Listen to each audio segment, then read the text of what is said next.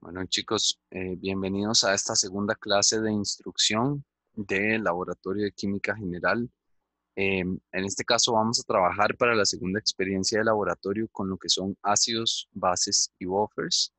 Entonces, inicialmente vamos a repasar algunos de los conceptos que son importantes para poder entender mejor los experimentos que vamos a realizar en esta práctica. Recuerden ustedes que tenemos una definición de ácidos y bases, que es la propuesta por Bronsted y Lowry, en la cual definimos un ácido como aquella sustancia capaz de donar un protón a otra sustancia y una base como aquellas sustancias que pueden aceptar este protón. Y bueno, siempre que representamos un ácido o una base en su equilibrio con el agua, sabemos que esto va a generar pares conjugados, es decir, en los productos de este equilibrio va a aparecer una base conjugada y también un ácido conjugado. Bien, recordemos también que la escala de pH tiene una definición matemática que se expresa como el negativo del logaritmo de la concentración de iones hidróneo y que, bueno, el valor que puede tener de pH una disolución nos permite clasificar a esta disolución como disoluciones neutras, ácidas o básicas. ¿Ok? Em, Experimentalmente hablando, nosotros podemos medir el pH con diversas técnicas. Sin embargo, de las más utilizadas es utilizar un pHímetro, que es un sistema electrónico, un electrodo, que nos permite obtener de forma directa en una pantalla un valor de pH cuando sumergimos este electrodo en una disolución. Y bueno, eso es parte del equipo que estaremos utilizando en esta práctica. También a modo de repaso, eh, tenemos disoluciones que pueden ser de tipo buffer o amortiguadoras y recordemos estas disoluciones para que existan debe de cumplirse eh, o deben de estar más bien compuestas por pares conjugados, es decir, un ácido débil con una sal que contenga su respectiva base conjugada o bien una base débil con una sal que contenga su respectivo ácido conjugado. Y dentro de los ejemplos más comunes tenemos el buffer de ácido acético con acetato de sodio, que es con el que estaremos trabajando directamente en esta segunda práctica. Ok, acá es importante recordar, porque la idea con este laboratorio es de forma experimental generar una gráfica similar a la que se muestra en esta diapositiva, qué es lo que realmente amortigua una disolución buffer. Y bueno, la respuesta a esto es una amortiguación de pH. Cuando nosotros estamos trabajando con una disolución que es un buffer, vamos a notar que al agregar ya sea un ácido fuerte o una base fuerte, no habrán cambios bruscos en el pH, sino que existe un intervalo de moles de este ácido o base fuerte en los cuales el pH se va a mantener prácticamente constante, mientras que si nosotros estamos trabajando con una disolución que no tiene esta característica de ser buffer, el agregar una cantidad mínima, ya sea de base fuerte o de ácido fuerte, genera cambios bruscos en el pH. Y bueno, eso es lo que se representa y lo que nosotros trataremos de construir de forma experimental en este laboratorio. Recordemos también que existe más de una forma de hacer un buffer. Eh, entonces, en el laboratorio nosotros estaremos utilizando esta forma que marco abajo, en la cual tenemos un ácido débil y vamos a provocar o vamos a generar una reacción de neutralización al agregar a ese ácido débil una base fuerte. Pero agregaremos la mitad de moles de base fuerte, de modo tal que eh, la mitad de ese ácido débil es el que va a generar su respectiva base conjugada. Entonces, por ejemplo, si estamos trabajando con un mol de ácido acético, podemos mezclarlo con medio mol de una base fuerte como KOH o NaOH, eh, perdón, más bien con la mitad de moles, sería 0.5 moles, y de esta forma vamos a obtener primero una neutralización y luego lo que quedará en disolución será una cierta cantidad, o bueno, la mitad de la cantidad que pusimos de ese ácido débil de moles, la mitad de esa cantidad, más otra mitad de lo que sería la respectiva base conjugada de ese ácido débil. Y ese es el procedimiento que utilizaremos en esta práctica.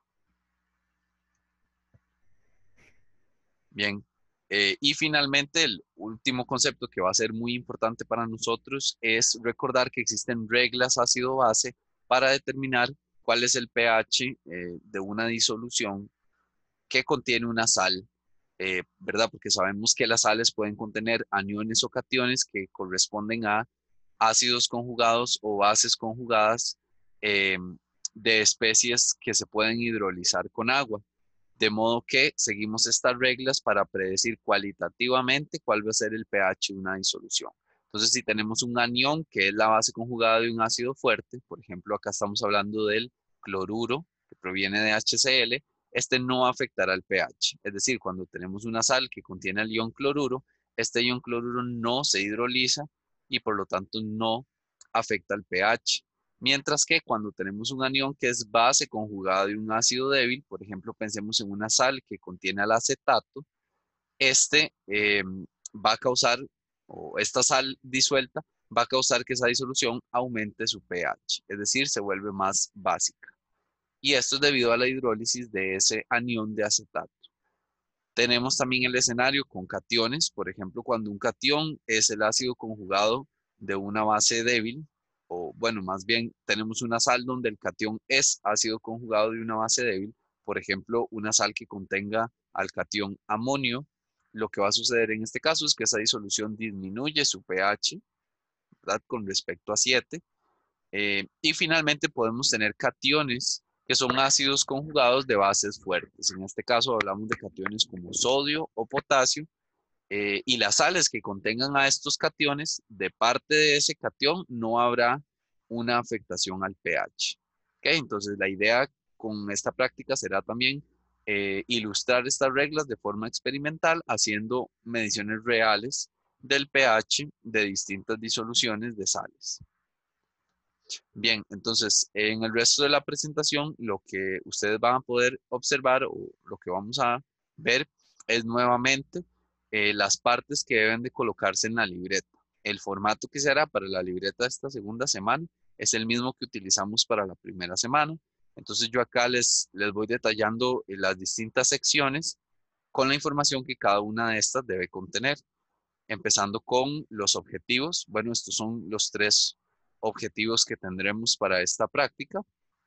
Primeramente haremos determinación experimental, es decir, utilizando un pHímetro, vamos a medir el pH de varios ácidos bases y también de sales que son de uso común en el laboratorio. Además, haremos una preparación de una disolución buffer, es decir, no la vamos a obtener de forma directa al mezclar un ácido con su base conjugada, sino que la generaremos a partir de un proceso de neutralización. Ya lo veremos con más detalle en el procedimiento. Y también haremos uso de unos indicadores naturales que podemos extraer de algunas frutas, verduras, hortalizas. Y la idea es determinar cualitativamente la coloración que tienen estos indicadores frente a distintos valores de pH, como se puede observar en esta imagen.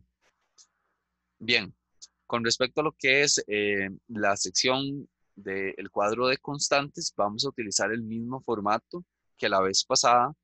Este cuadro de constantes contiene varias sustancias, entonces yo acá se las coloco junto con los links en el catálogo de Sigma Aldrich que ustedes pueden seguir para encontrar las constantes y completar este cuadro.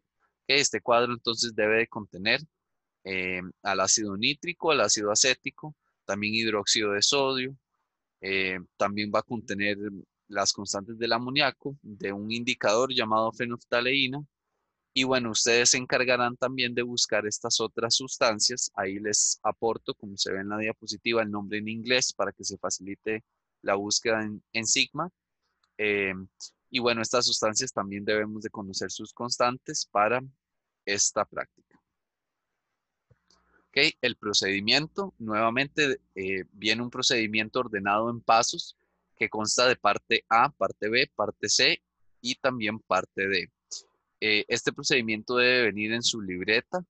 Yo les recomiendo, dado que es un procedimiento largo, sería ideal o bueno, creo que es mejor para ustedes que puedan imprimir estas diapositivas, recortar y pegar el procedimiento en la libreta y así se evitan la tarea de copiarlo a mano, que puede ser bastante engorroso, dado que es un procedimiento pues largo. Pero si ustedes gustan hacerlo de esa forma, pues también lo pueden hacer sin ningún problema, escrito a mano en la libreta. Lo importante es que esté ahí presente porque recuerden ustedes, la libreta es la guía que nosotros consultamos en todo momento cuando estamos dentro del laboratorio. Entonces, en una primera parte A, lo que haremos es medir el pH utilizando el pHímetro de 4 sustancias. Un ácido que es ácido fuerte, un ácido débil, una base fuerte y también una base débil. Entonces, la idea acá será que nosotros registremos experimentalmente los valores de pH eh, para posteriormente analizar qué significa realmente o cómo en la medida de pH se refleja el hecho de que una sustancia se disocie de forma completa cuando es fuerte o se disocie de forma parcial cuando se trata de ya sea ácido o base débil. ¿Okay? Y también observaremos la coloración que tienen estas distintas disoluciones frente a un indicador como lo es la fenolftaleína. ¿Okay?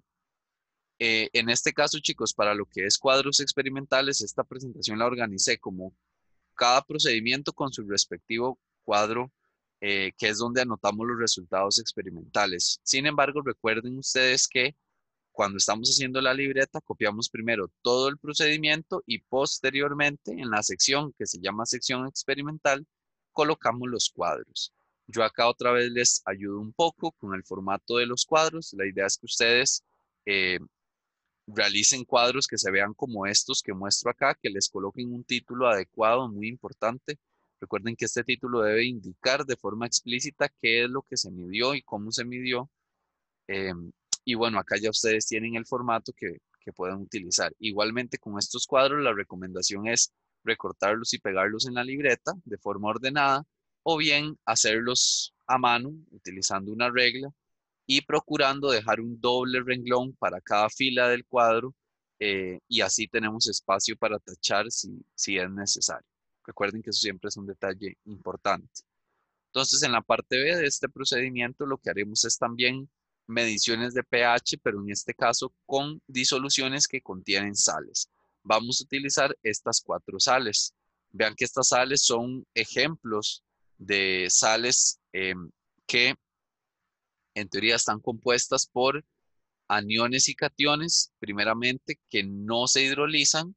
Luego tenemos un ejemplo donde el anión es el que se hidroliza, un ejemplo de sal donde el catión es el que se hidroliza y también una sal donde tanto el anión como el catión provienen de eh, bases y ácidos débiles, respectivamente, eh, o más bien funciona el catión como un ácido débil, la base y el anión como una base débil y entonces veremos qué es el efecto que se observa cuando tenemos una sal donde ambos iones provienen de ácidos y bases débiles, es decir, que ambos se pueden hidrolizar. ¿Ok? Entonces, este es el procedimiento que seguiremos y en este cuadro 3, que ustedes también colocarán un título adecuado, es que registraremos los datos para estas 4 disoluciones. ¿Ok? Vean que acá muy importante es que nosotros conozcamos las diferencias, o reconozcamos que es distinto una reacción de disociación, donde simplemente planteamos que el sólido al estar en un medio acuoso se va a disociar, es decir, los iones van a pasar de estar en estado sólido a un estado acuoso. Y posteriormente, porque estamos en un medio acuoso donde abunda el agua, si alguno de los dos iones, el catión o el anión de esa sal, pueden hacer una hidrólisis, entonces podemos también plantear la reacción de hidrólisis, que sería el equilibrio ácido-base de ese anión o catión con agua. ¿Okay? En el procedimiento C, procederemos con lo que es la preparación de la disolución buffer. Vean que acá en este caso ya les indico en el procedimiento las cantidades que usaremos de forma tal que cuando hagamos la mezcla va a suceder primeramente una neutralización del ácido acético con hidróxido de sodio, que es la base fuerte que usaremos en este caso, pero esa neutralización no será completa, de forma tal que Al final quedaremos con una disolución que contiene una cierta cantidad de moles de ácido acético y la misma cantidad de moles de acetato. Entonces, estamos frente a un sistema que es buffer y generaremos un sistema que tiene el mismo pH, pero lo haremos simplemente con agua que acidificamos ligeramente para bajarle el pH al mismo valor que tiene el buffer. La idea con este procedimiento es que una vez que tengamos en un beaker la disolución con el buffer a pH de 4.7 y en otro beaker, en un segundo beaker, la disolución de agua que también tiene pH de 4.7, pero que no es un buffer, empezaremos a agregar iguales cantidades de base fuerte a ambas disoluciones. ¿Okay? Y la idea con esto es registrar el cambio de pH en función de los moles que agregamos de base fuerte. ¿Okay? Lo que esperamos es ver un comportamiento como la gráfica que les mostré en una diapositiva previa. Y bueno, este será el tipo de cuadro que debemos de agregar en nuestras libretas para poder registrar o para luego poder graficar en el futuro reporte este comportamiento. Igualmente acá, súper importante colocar un título adecuado. Y bueno, finalmente en una parte de es cuando haremos uso de, en este caso, el repollo morado, que es una de las ah, verduras o hortalizas que naturalmente contienen moléculas de indicador. Y la idea con este procedimiento es pues conocer un poco de que en los mismos alimentos podemos tener sustancias que funcionan como ácidos o como bases, pero que tienen la particularidad de que al llevarse a cabo la reacción ácido-base, estas sustancias pueden cambiar de color. Y entonces en el caso del repollo morado, tenemos un cierto tipo de compuestos que ustedes luego investigarán un poco, y estos compuestos cuando están en distintos pHs adquieren una distinta coloración que puede ser muy variada. Entonces, primeramente lo que haremos es, como decir, un té con hojas de repollo morado. Esto básicamente es una pequeña extracción, pero como estos compuestos son solubles en agua, entonces lo podemos hacer con agua caliente simplemente, que luego dejamos reposar y dejamos enfriar. Vamos a obtener entonces una disolución morada, de un color morado intenso, y esa disolución es la que podemos utilizar como un indicador. ¿Okay? Posteriormente lo que haremos es generar disoluciones o poner en distintos recipientes disoluciones que tengan distintos pHs, pH 1, pH 3, pH 4 y así sucesivamente. Y después a todas estas disoluciones les agregaremos una cierta cantidad del extracto de repollo. De modo que lo que vamos a hacer es registrar el cambio de color. Entonces, para eso utilizaremos un cuadro como este cuadro 5 que se muestra acá. ¿Okay? Una vez finalizado esta sección de procedimiento y también de datos experimentales en la libreta, recuerden que también es importante agregar la sección de reacciones. Y acá estas reacciones sí van a ser muy importantes porque vean ustedes que mucho de este laboratorio trata de comprender las reacciones o los equilibrios ácido-base que están ocurriendo. Entonces, para esta sección de reacciones, ustedes en la libreta se van a dar o van a tener que escribir las reacciones de disociación de las sales que usamos. ¿Okay? Entonces yo acá les muestro el ejemplo de, o el ejemplo con cloruro de amonio, que es una de las sales que vamos a utilizar, pero ustedes vieron que en el procedimiento B hay 3 sales más. Entonces ustedes van a plantear las otras 3 reacciones de disociación y las van a colocar en esta libreta. Eh, Recuerden otra vez, la disociación es simplemente el pasar el compuesto sólido a los iones acuosos. Pero estos iones acuosos que se generan pueden entrar a un equilibrio ácido-base con el agua, que es lo que conocemos como las reacciones de hidrólisis. Entonces yo acá les adjunto el ejemplo con el ion amonio, pero ustedes pueden plantear entonces estos equilibrios con los otros iones que sabemos que son iones que se hidrolizan. ¿Ok? Y bueno, también va a ser importante que conozcamos a detalle la reacción de neutralización, que en este caso la que nos importa realmente es cuando mezclamos ácido acético con una base fuerte como hidróxido de sodio. Okay, ustedes van a plantear esa reacción y la van a traer también escrita en la libreta. Para lo que es la sección de equipo, les voy a pedir que coloquen estas dos imágenes. Otra vez, recuerden que la idea con esto es familiarizarse y tener una idea de los diagramas, de cómo están compuestos los distintos equipos. En este caso lo vamos a hacer con el pHímetro, que es el equipo como de mayor complejidad que utilicemos. El resto de cristalería que vamos a utilizar, pues ya ustedes la conocen básicamente.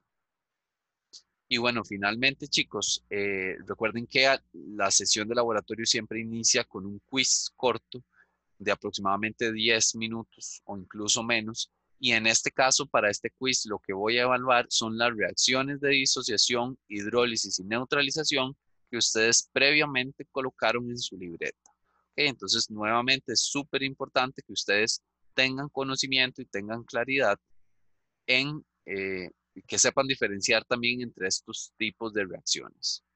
Perfecto. Y también no nos podemos olvidar de traer al laboratorio la protección facial, un pañito, papel toalla, papel servilleta para secar y limpiar cualquier incidente, cualquier derrame que haya en el laboratorio. Eh, y también va a ser importante en este caso traer unas cuantas hojas de repollo morado si esto es posible. ¿Ok? Y bueno, eso sería lo que yo tengo que compartirles para esta segunda experiencia de laboratorio. Nos estaríamos viendo entonces el día sábado.